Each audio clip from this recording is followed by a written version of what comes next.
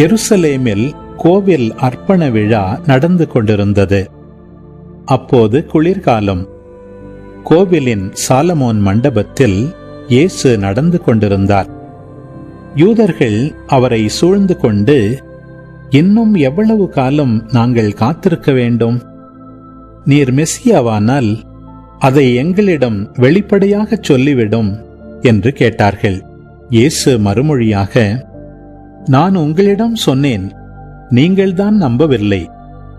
என் தந்தையின் பெயரால் நான் செய்யும் செயல்களே எனக்கு சான்றாக அமைகின்றன. ஆனால் நீங்கள் நம்பாமல் இருக்கிறீர்கள். ஏனெனில் நீங்கள் என் மந்தையைச் சேர்ந்தவர்கள் அல்ல.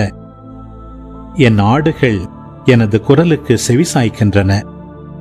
எனக்கும் அவற்றை தெரியும். அவையும் என்னை பின்தொடர்கின்றன. நான் அவற்றிற்கு நிலை வாழ்வை அளிக்கிறேன். அவை என்றுமே அழியா. அவற்றை எனது கையிலிருந்து யாரும் பறித்துக் கொள்ள மாட்டார். அவற்றை எனக்கு அளித்த என் தந்தை அனைவரையும் விட பெரியவர். அவற்றை என் தந்தையின் கையிலிருந்து யாரும் பறித்துக் கொள்ள இயலாது. நானும் தந்தையும் ஒன்றாயிருக்கிறோம் என்றார்.